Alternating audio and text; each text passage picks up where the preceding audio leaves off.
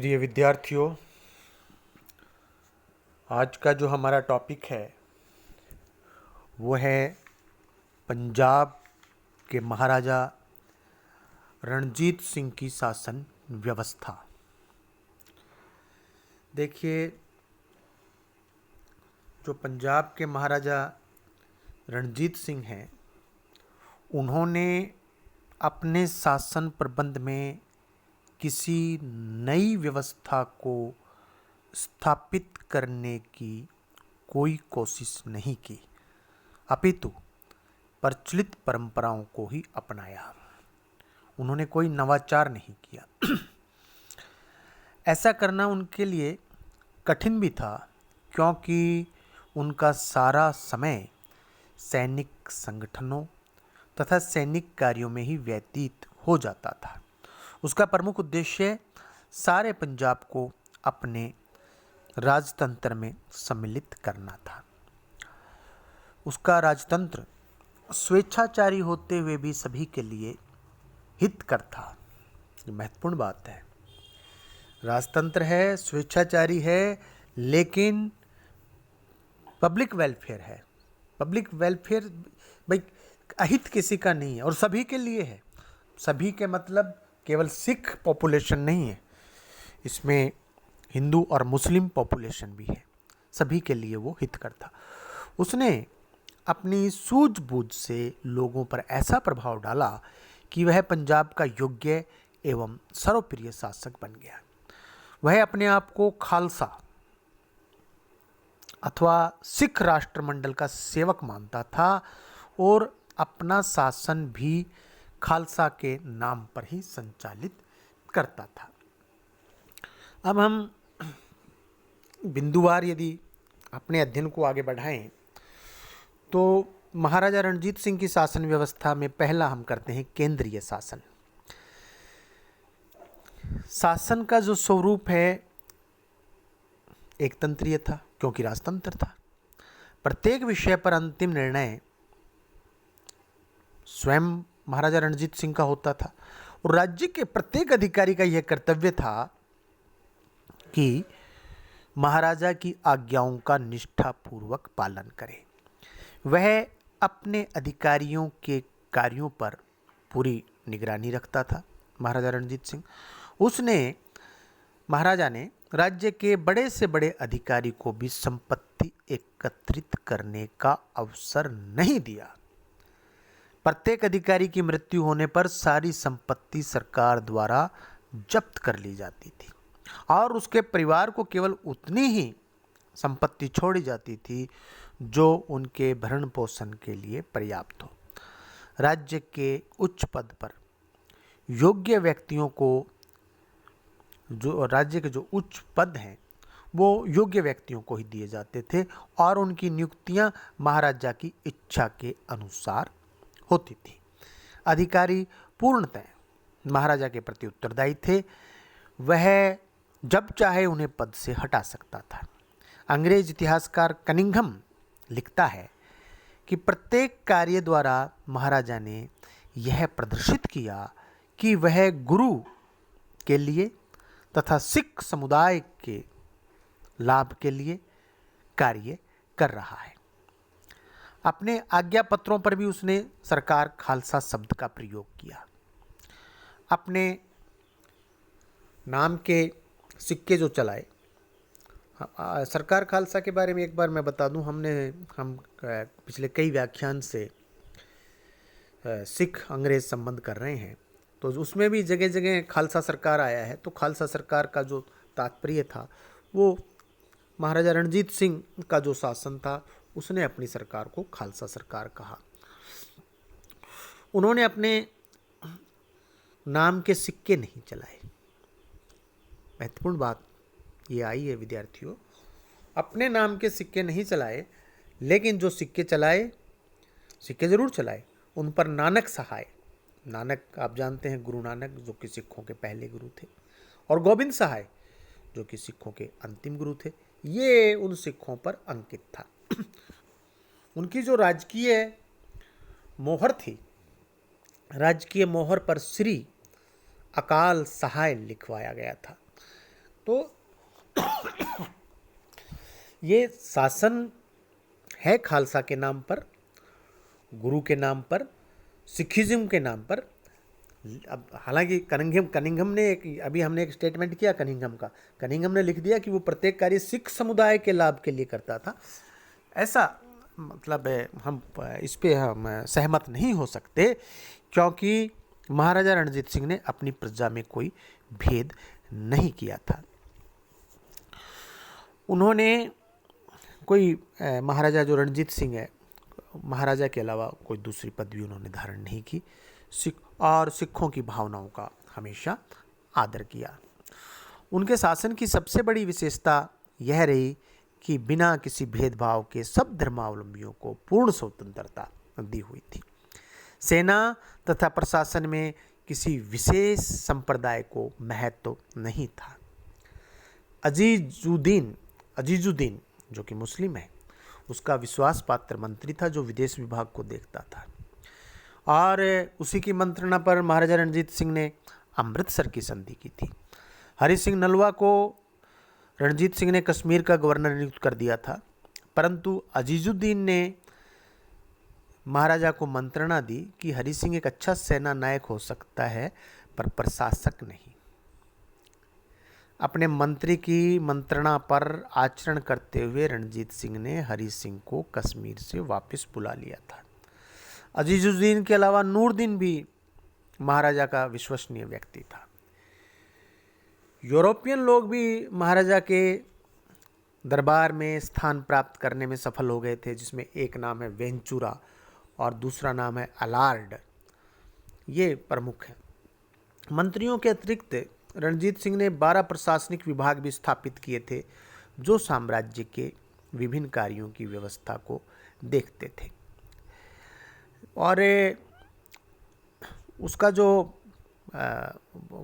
महाराजा रणजीत सिंह के समय उसका जो दीवान मोखम सिंह, वो उसका युद्ध मंत्री था, और गुलाब सिंह और सुचेत सिंह जो कि उसके भाई पड़ते हैं, उनका भी दरबार में बड़ा प्रभाव था।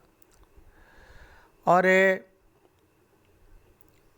उसका प्रधानमंत्री, उसका नाम है ध्यान सिंह डोगरा, वो उनका प्रधानमंत्री था। और वित्त विभाग की देखभाल करने वाले थे भवानीदास, गंगाराम और दीनानाथ। निसंदेह रणजीत सिंह के मंत्री केवल सलाहकार मात्र थे। अंतिम निर्णय रणजीत सिंह का ही होता था, परंतु रणजीत सिंह का शासन मध्यकालीन शासकों की भांति निरंकुश एवं स्वेच्छाचारी नहीं था। वह एक प्रबुद्ध शासक था। यह सत्य है कि रणजीत सिंह अपने को खालसा का प्रतिनिधि मानता था, पर वह सभी समुदायों के कल्याण का ध्यान रखता था। अगला बिंदु प्रांतीय प्रशासन। ये तो केंद्रीय प्रशासन की बात थी। अब जो उसके स्टेट्स हैं, 4 प्रांतों में विभक्त हैं। उनका 4 प्रांत हैं: कश्मीर, मुल्तान, पेशावर और लाहौर। ये प्रांत सूबे कहलाते थे। प्रत्येक सूबा एक नाजिम, लेफ्टिनेंट गवर्नर कहते हैं जिसको, एक नाजिम के अधीन होता था। नाजिम के पद पर महाराजा के विश्वस्त व्यक्तियों की ही नियुक्ति की जाती थी। प्रत्येक सूबा कई परगनों में तथा परगना कई तालुकों में विभाजित रहता था। प्रत्येक तालुके में 50 से लेकर 100 गांव मौजे भी कहते थे जिसको, 100 गांव होते थे। यह वर्गीकरण प्रशासन की सुविधा के लिए तथा लगान एकत्रित करने के लिए किया गया था। प्रत्येक नाजिम के अधीन कई कामदार होते थे, जिन्हें कार्यकारी तथा वित्त संबंधी अधिकार प्राप्त थे। दीवान कह लें इसको। कारदार है, सूबे के किसी निश्चित भाग के शासन के प्राय प्रत्येक कार्य का निरीक्षण करता था।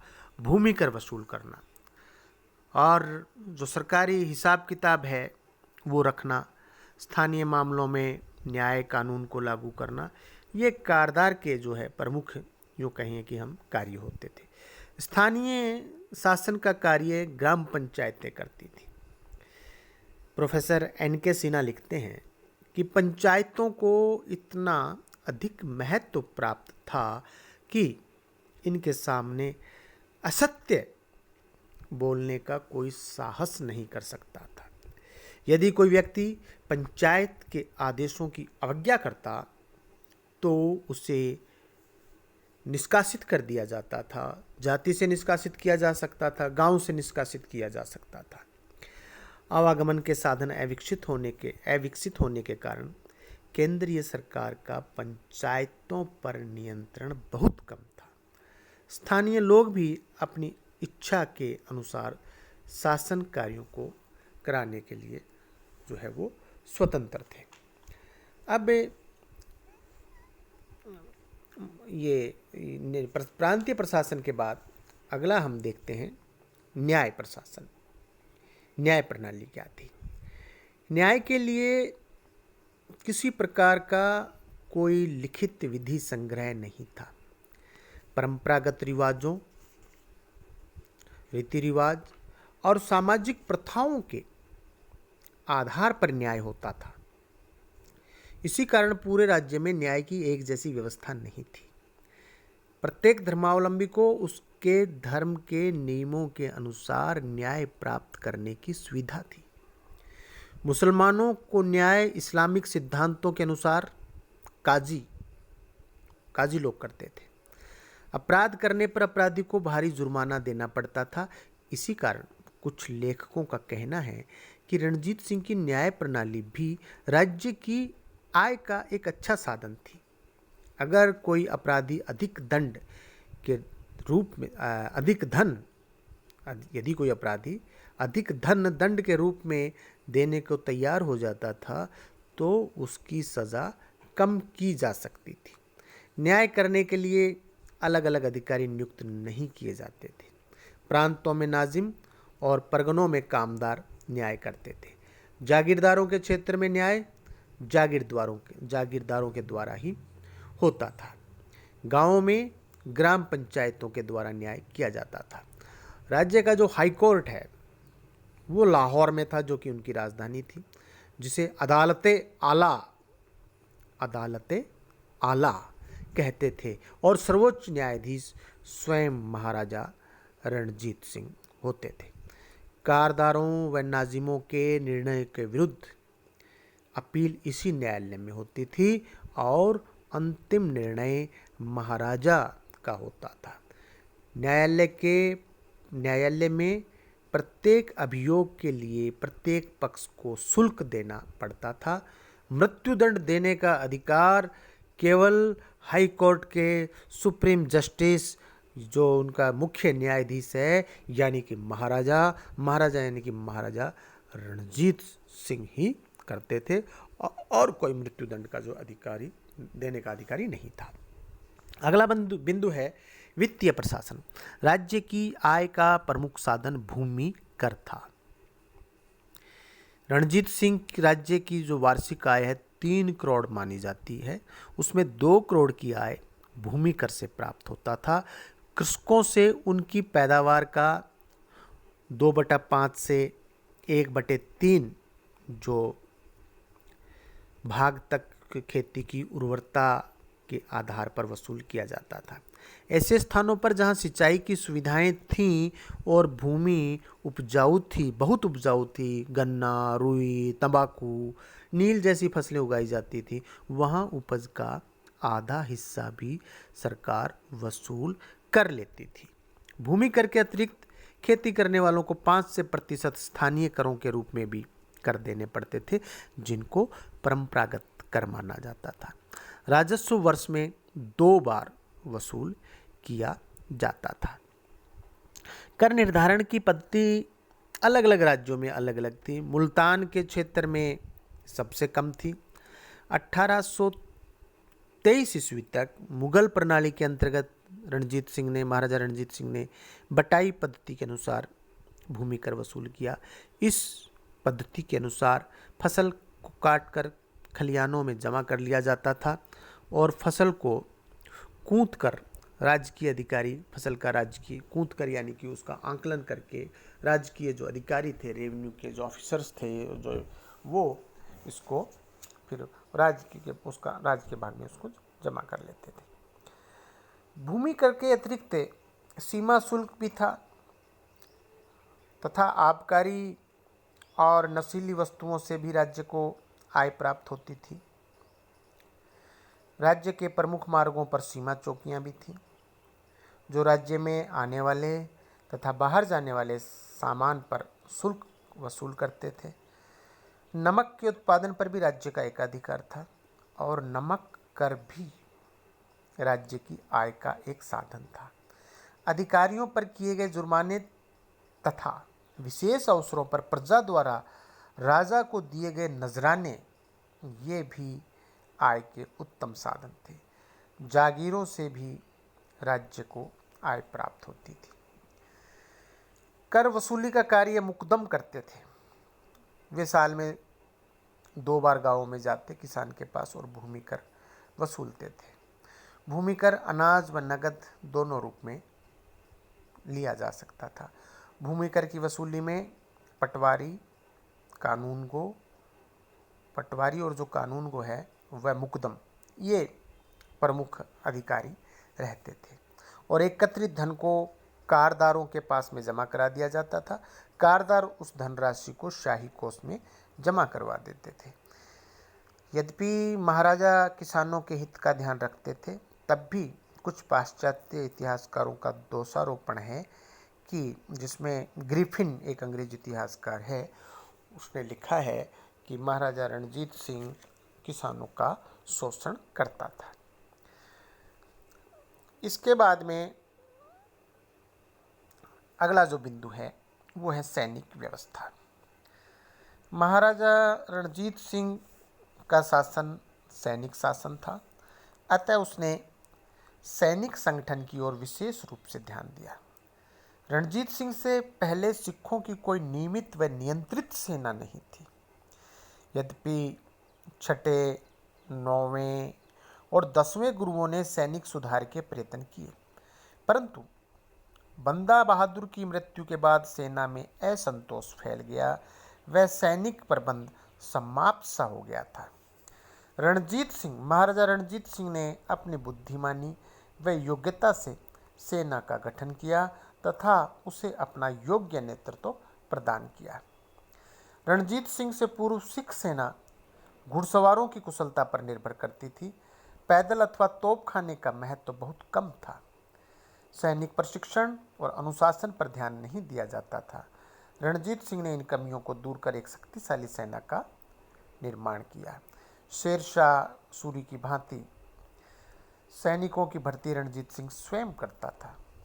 अतः क्योंकि स्वयं एक अच्छा सैनिक और सेना नायक था, अतः अच्छे श्रेणी के सैनिक सेना में स्थान पाते थे। सैनिकों में अधिकांश सिख, जाट, हिंदू होते थे, मुस्लिम भी होते थे। उन्हें नियमित नगद वेतन दिया जाता था, परंतु पदोन्नति के नियम निर्धारित नहीं थे।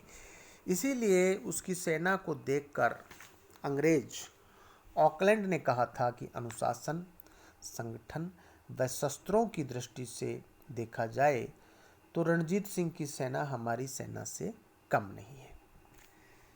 अध्ययन की सुविधा की दृष्टि से हम सेना को 4 भागों में बांट रहे हैं। पहला है फौज ए खास। नियमित जो सेना थी उसको फौज ए खास कहा जाता था। इसमें पैदल, घुड़सवार और तोपखाना है। दूसरी है फौज ए आम।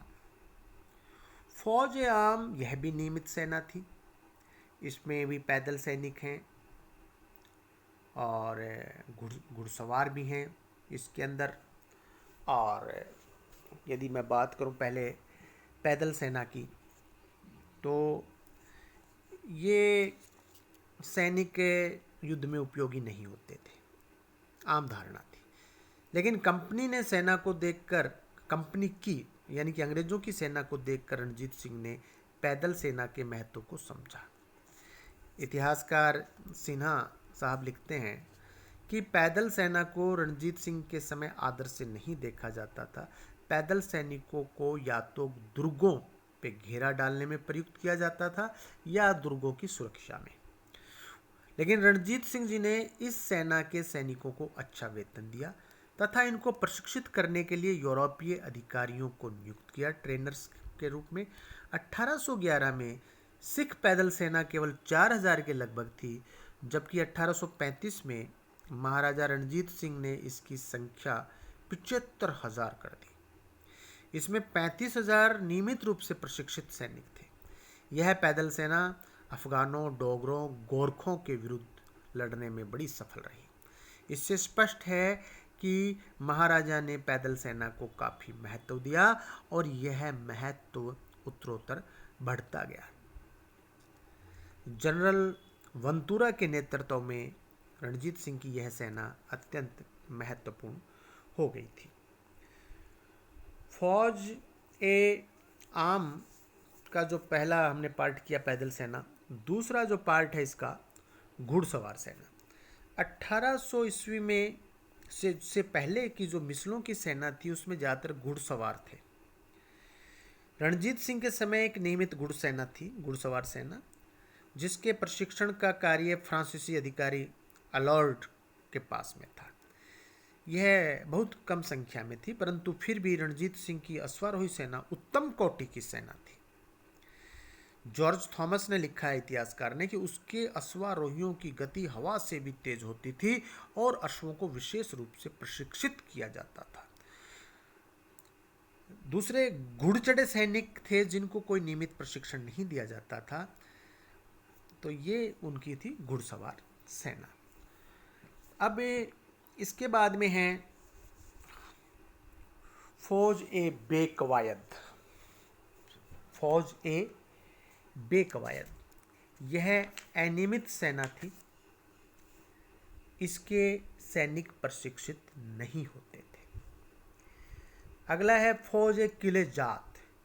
यह सेना सीमाओं की रक्षा के लिए किलों में रखी जाती थी।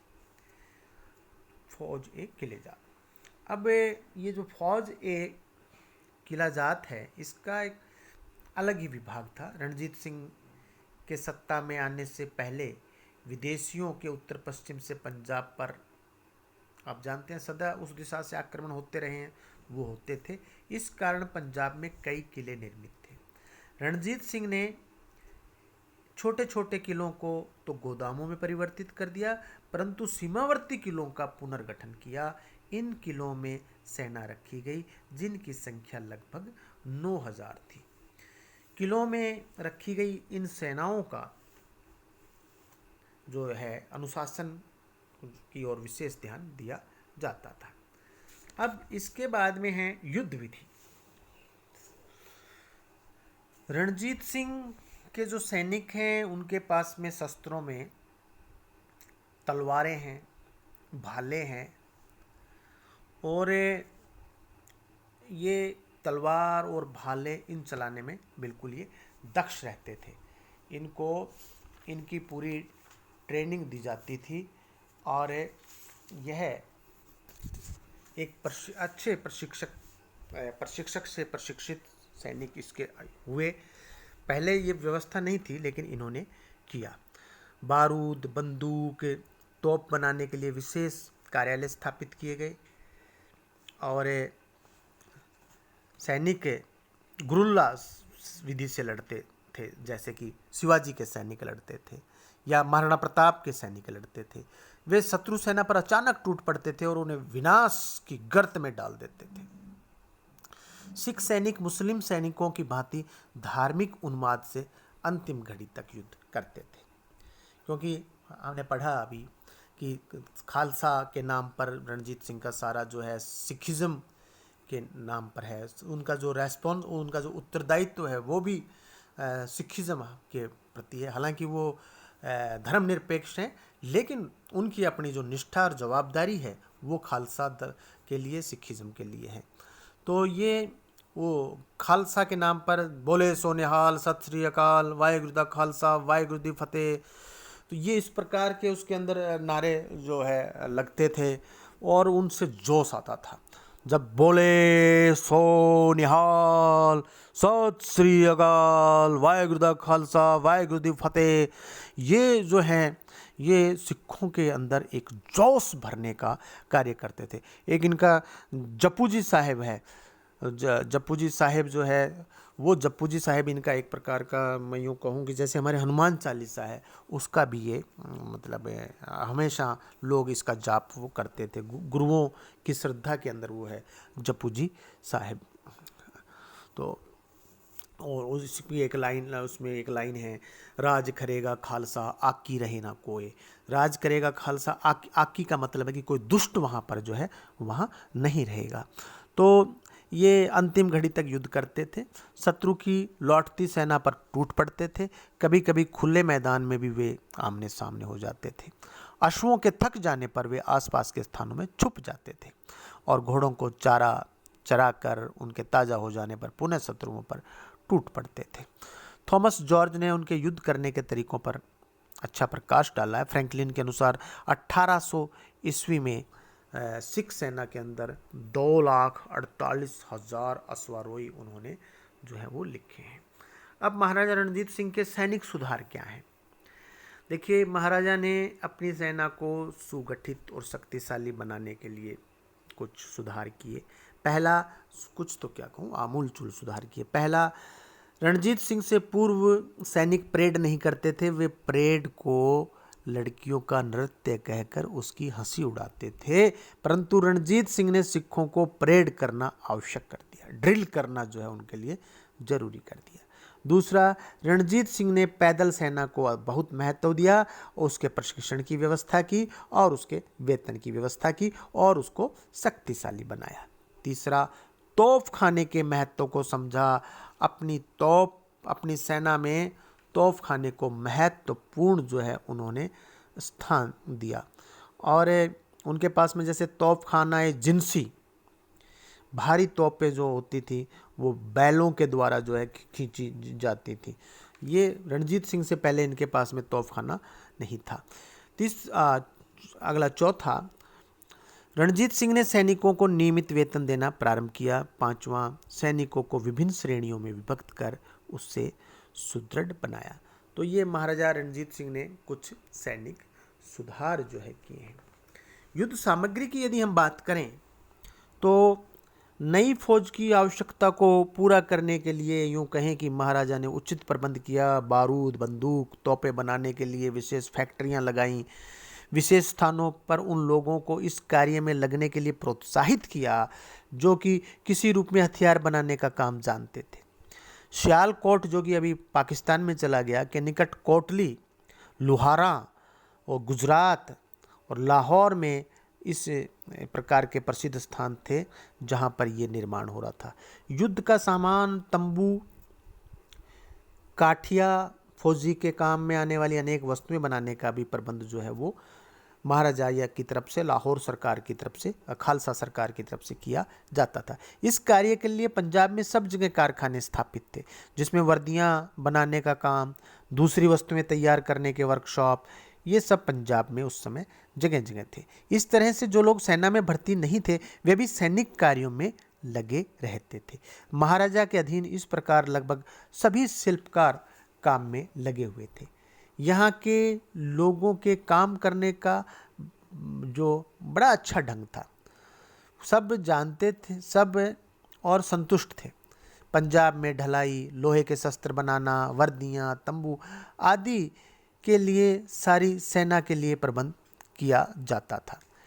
अनुमान लगाया जाता है कि महाराजा की आय का 41% जो खर्च है वो सैनिक कार्यों पर होता था। और सेना भी कितनी, 80,000 के लगभग, और उससे कई गुना लोग सैनिक सामान और मतलब उस सैनिक सामान लाने ले जाने वाले वो जो सैनिक सहायक हैं वो अलग हैं। तो इतना जो खर्चा है वो सैनिकों पर होता था। अब यदि हम बात करें वेतन और वेतन के साथ साथ इनाम व उपाधियों की हम यदि बात करें तो महाराजा ने अपनी सेना, आप जानते हैं, पुनर्गठित की, योग्य सिपाही भर्ती किए। और पंजाब में फौजी भर्ती में तो कोई कठिनाई थी नहीं, न ही योग्य सैनिकों का कोई अभाव था। पंजाब की जनता शारीरिक रूप से बहुत योग्य होती है और उत्तर पश्चिम में स्थित होने के कारण हर निवासी वास्तविक मतलब स्वाभाविक रूप से सिपाही रहता है। रणजीत सिंह का जो है इसमें कंट्रीब्यूशन इस कार्य में, जहां पुराने सैनिक वर्गों में हर जो सैनिक है वो उनको सेना को नियमित करने का और उसको वेतन देने का कार्य है। और उनके सैनिक सेना में जाट है, डोगरे हैं, टिवाना हैं, राजपूत हैं, गोरखे हैं, ये सब उनकी सेना में रहते थे। और सिपाहियों को, इतनी बड़ी सिपाही फौज थी इनके पास में, इनको नियमित वेतन देने का जो कार्य है वो रणजीत सिंह ने प्रारंभ किया। सिपाहियों की तनख्वाह जो है साल में 3-4 बार मिलती थी, मतलब यूँ हर महीने का हो सकता है, बहुत से इतिहासकारों ने लिखा है मासिक, लेकिन मासिक संभव नहीं होता, तो वो 3 महीने में के अंतराल पर लगभग जो है वो उनको मिल जाती थी। लेकिन इससे पहले नियमित उनको सैलरी नहीं मिलती थी। ये महाराजा ने ये अपने समय के अंदर किया। और बात यदि हम करें इनाम व उपाधियों की, तो महाराजा ने जो सैनिक सेवाओं और वीरताओं के कार्य में लगे रहते थे उनको इनाम देने का कार्य भी शुरू किया। यह साधारण तौर पर जागीर और खिल्लत के रूप में होते थे और खुले दरबार में प्रदान किए जाते थे। वीरगति पाने वाले सिपाहियों या बुरी तरह जख्मी होने वालों को पेंशन और गुजारे भी प्रदान किए जाते थे। महाराजा ने अपने राज्यकाल के अंतिम वर्षों में अंग्रेज़ों की देखा देखी अपनी फौज में भी मेडलों का रिवाज प्रारंभ किया, मगर ये केवल प्रसिद्ध व्यक्तियों को ही दिए जाते थे। इसका यह एक खास तौर पर इनको तैयार करवाया जाता था, सोने का मेडल होता था। और ये एक मेडल 1838 में अंग्रेज़ गवर्नर जनरल ऑकलैंड को पंजाब पधारने पर भेंट किया गया। यह मेडल महाराजा के परिवार से पटियाला महाराजा ने खरीद लिया था बाद में, और अभी भी यह महाराजा पटियाला के मेडलों के संग्रह में पुरालेख विभाग पटियाला में मौजूद है। इस मेडल को कबे इकबाल ए पंजाब कहा जाता था। कबे इकबाल ए पंजाब कहा जाता था। इंग्लिश में star of the gallery of Punjab, star of the gallery of Punjab, ये इसको इंग्लिश में कहा जाता था। इसी तरह एक यूरोपियन जनरल जो कि लाहौर दरबार की सेवा में था को भी 2 पदक महाराजा दिलीप सिंह और लाल सिंह ने प्रदान किए थे। ये दोनों भी पटियाला का जो संग्रहालय है वहाँ पर ये दोनों भी हैं। तो इस प्रकार ये महाराजा रणजीत सिंह का प्रशासन था। और प्रशासन में जैसा मैंने पहले बताया कि महाराजा ने कोई नवाचार नहीं किया, जो परंपरागत रूप से चला आ रहा था वही वो रहा। लेकिन महाराजा की खास बात यह है कि महाराजा का प्रशासन एक तंत्र होते हुए भी कहीं पर भी यूँ कहें कि उसमें कोई पब्लिक के प्रति कोई अत्याचार की भावना या पक्षपात की भावना नहीं मिलती। महाराजा प्रशासन कर रहे थे खालसा के नाम पर, और स्वयं बड़े कट्टर सिख हैं, सिख धर्म का पालन करते हैं, लेकिन एक धर्मनिरपेक्ष शासक हैं। ये एक बहुत बड़ी खूबसूरती की बात है। धर्मनिरपेक्ष, जिनके लिए हिंदू, मुस्लिम, सिख और उनके यहाँ ईसाई भी हैं, इनमें किसी प्रकार का कोई भेदभाव नहीं है। तो इस प्रकार महाराजा रणजीत सिंह को एक धर्मनिरपेक्ष शासक और एक सैनिक शासक कहा जा सकता भी है, और स्थान स्थान पर कहा गया भी है, क्योंकि वो स्वयं सैनिक थे, अधिकांश समय सेना में गुजरता था, अधिकांश समय युद्ध में गुजरता था। तो उन्होंने सेना की तरफ भी बहुत ध्यान दिया, सेना को नियमित किया, नियमित वेतन दिए, उनके प्रशिक्षण का कार्य, उनके अनुशासन का कार्य, उनका परेड का कार्य, ये सब महत्वपूर्ण थे।